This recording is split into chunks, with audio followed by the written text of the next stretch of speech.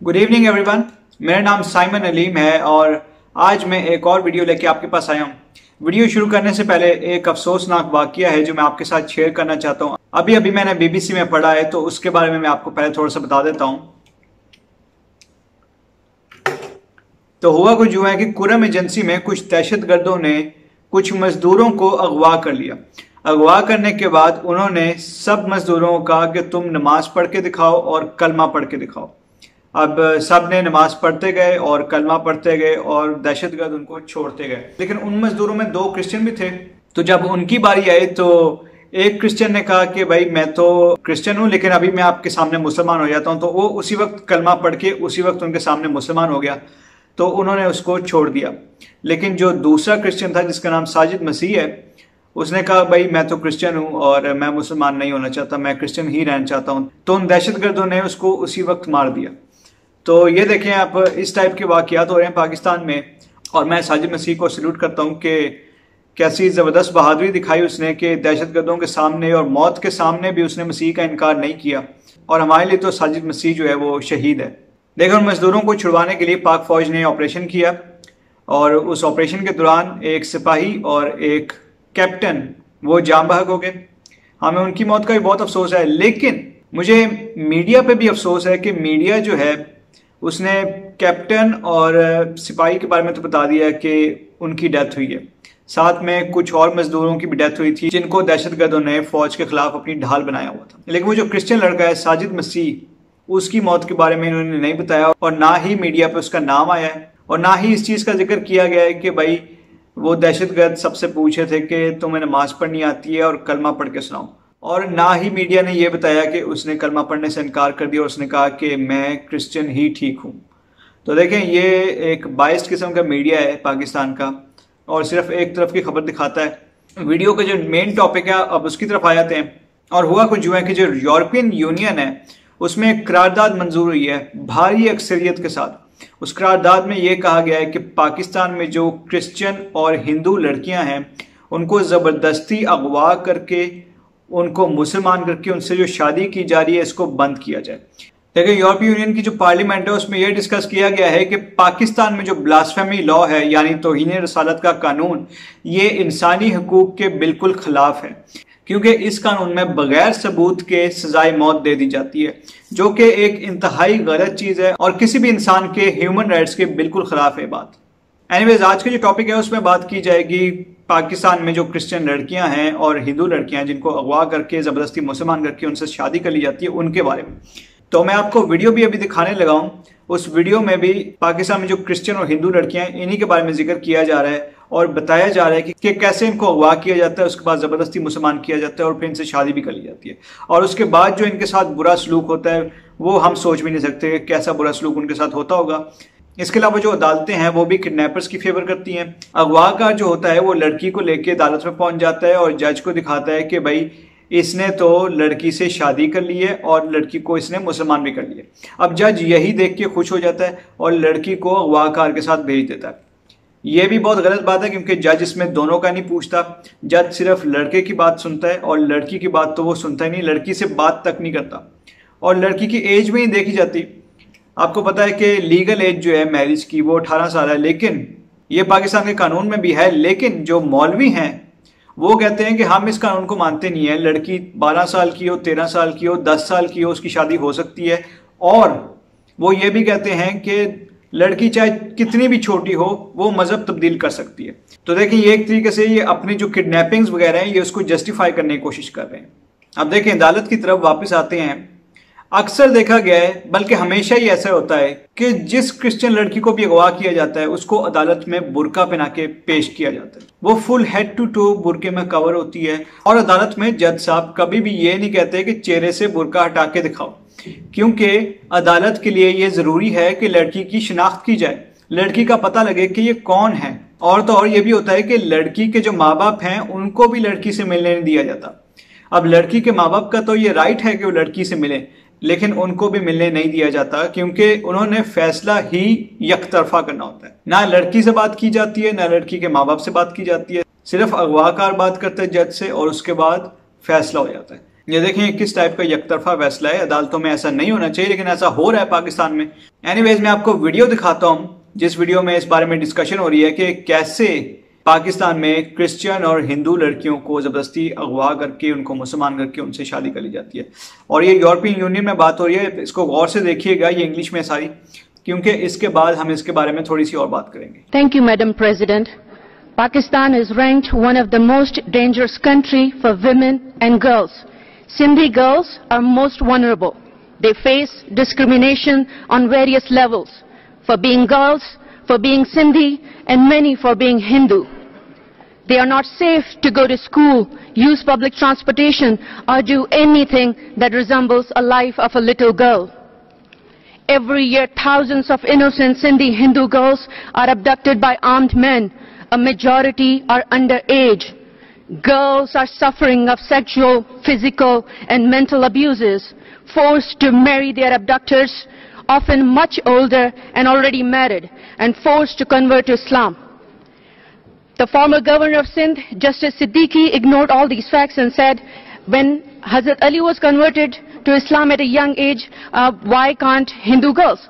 These current forced atrocities are not comparable. The Human Rights Council must ask Pakistan how it is right to abduct these girls, force them to marry and convert them to Islam. Why are forced marriages of Sindhi, Hindu and Christian girls legitimized on the basis of Sharia law, not on already established statutory laws such as Sindh Child Marriage Act forbidding marriage below 18 and Section 365B of Pakistan Penal Code invalidating any marriage between abductor and abductee? Thank you, Madam. जी, तो video आपने देखी और video में आप देख सकते हैं कि कैसे इस बारे में बात की जा रही है।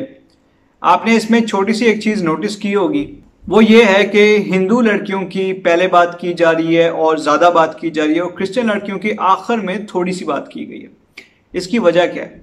इसकी वजह यह है कि जो पाकिस्तानी हिंदू हैं वो बिल्कुल यूनाइटेड हैं, ठीक है। उनके जो लीडर्स हैं वो भी यूनाइटेड हैं, वो सारे एक ही बात करते हैं। और अगर वो किसी बाहर के मुल्क में होते हैं जैसे अमेरिका या यूरोप के ममालिक, तो वहां पे जाके भी वो एक ही बात करते हैं। वो हर वक्त सबको यही बताते हैं कि उनकी लड़कियों के साथ क्या हो रहा है, उनकी लड़कियों को किस तरीके से अगवा किया जा रहा है और किस तरीके से उनको ज़बरदस्ती मुसलमान किया जा रहा है। ये वो सारा सबको बगैर डरो खौफ के खुलम खुला सबको बताते हैं। अब हमारे जो सो कॉल्ड क्रिश्चियन लीडर हैं, पहली बात तो ये है कि हमारा एक लीडर एक बात कर रहा होता है, दूसरा लीडर दूसरी बात कर रहा होता है। हम सबकी एक बात नहीं है, एक नैरेटिव नहीं है। और फिर हमारे जो कुछ क्रिश्चियन पार्लियामेंटेरियंस हैं वो तो बिल्कुल ही उलट काम कर रहे हैं। वो तो बाहर के मुल्कों में जाके बताते हैं कि पाकिस्तान में किसी किस्म की कोई परसिक्यूशन है ही नहीं। इसी तरह हमारे जो मजहबी रहनुमा हैं वो भी यही काम कर रहे हैं, जैसे कि पास्टर अनवर फजल और बिशप सेबेस्टियन शॉ। नाम तो बहुत सारे हैं, लेकिन उनका नाम ही लेता रहा तो वीडियो यहीं पे खत्म हो जाएगी।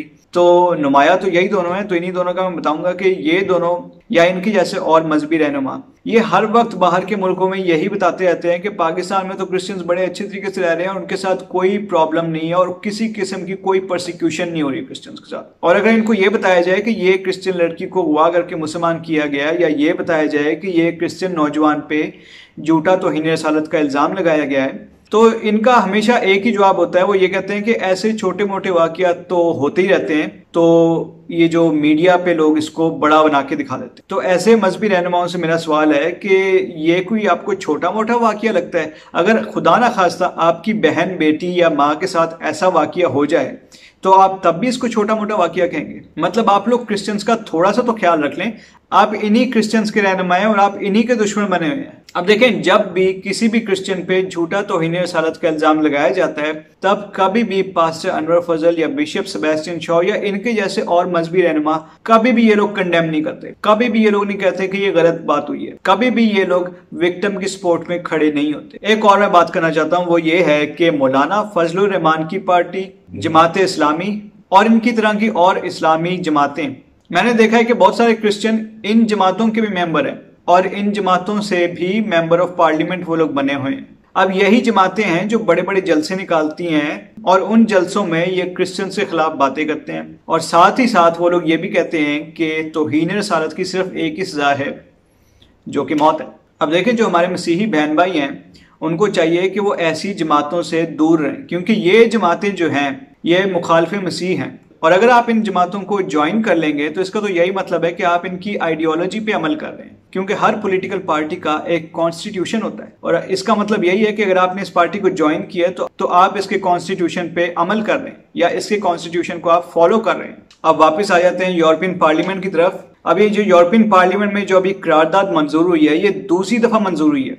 इससे पहले भी हुई थी और अभी भी हुई है और दोनों दफा भारी अक्सरियत से मंजूर हुई है। अब देखें, इससे तो मैं यही समझता हूं कि ये पाकिस्तान के जो क्रिश्चियंस हैं उनके लिए बहुत बड़ी कामयाबी है, क्योंकि उनकी परसिक्यूशन को भी फाइनली रिकॉग्नाइज किया जा रहा है। इसके अलावा मैं एक और ही बात करना चाहता हूं, वो ये है कि हमारे बहुत सारे मसीही बहन भाई हैं, वो यूरोप के ममालिक में और अमेरिका में एहतजाज करते हैं कि पाकिस्तान में जो क्रिश्चियंस हैं उनके साथ बुरा सलूक हो रहा है। तो देखें, जब वो लोग एहतजाज रिकॉर्ड करवा रहे होते हैं तो अच्छा काम कर रहे होते हैं, लेकिन मेरी एक छोटी सी सजेशन है और वो ये है कि मैंने देखा है कि जब भी ये प्रोटेस्ट कर रहे होते हैं तो इन्होंने बहुत सारे पाकिस्तान के झंडे उठाए होते हैं और वहां पे पाकिस्तान जिंदाबाद वगैरह कह रहे होते हैं। तो देखें, आप लोग किसी 14 अगस्त की सेलिब्रेशन में नहीं आए हुए, आप एहतजाज रिकॉर्ड करवाने के लिए आए हैं।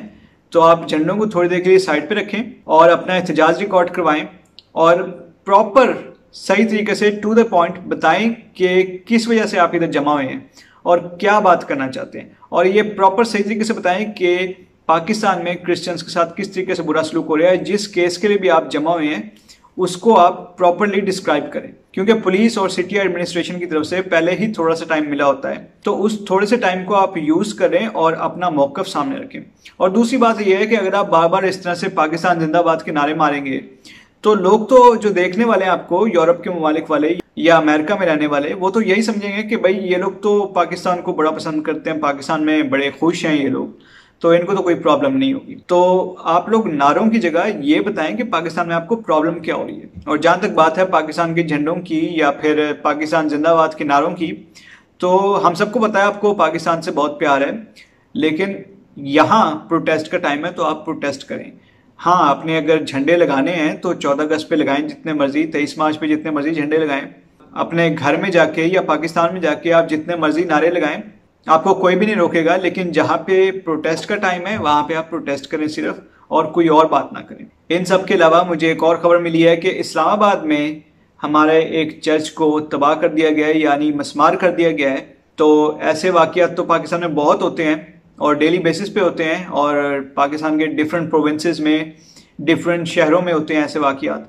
कुछ का हमें पता लग जाता है, कुछ का नहीं पता लगता, लेकिन इसका पता लग गया है। इसके बारे में भी मैं वीडियो बना रहा हूँ, तो अगली मेरी वीडियो इसी के बारे में होगी। तो अगली वीडियो में मैं आपको दिखाऊंगा कि कैसे जो है वो CDA, यानी जिसको कैपिटल डेवलपमेंट अथॉरिटी कहते हैं, और इस्लामाबाद की पुलिस, ये कैसे हमारे चर्च के अंदर घुस रहे हैं और चर्च पे धावा बोल रहे हैं, और इनको ये शर्म नहीं है कि ये एक इबादत गाह है और इसको किस तरीके से ये लोग बेहुरमत कर रहे हैं। तो बहुत अफसोस होता है ये सब कुछ देख के, लेकिन इसके बारे में मैं आपको कल बताऊंगा पूरी डिटेल्स के साथ, तस्वीरें और वीडियोस सब कुछ दिखाऊंगा आपको। तो अब मैं यहीं पे अपनी वीडियो को एंड करूंगा और आखिर में मैं आपको यही कहूंगा कि अगर आपको ये वीडियो पसंद आई है तो आप इसको लोगों के साथ शेयर भी कीजिए और इस वीडियो को लाइक भी कीजिए। और इसके अलावा जो हमारा चैनल है जिसका नाम पीस वर्ल्ड वाइड है, आप उसको भी सब्सक्राइब कीजिए और बेल आइकन को जरूर क्लिक कीजिए। Thank you so much and God bless you all.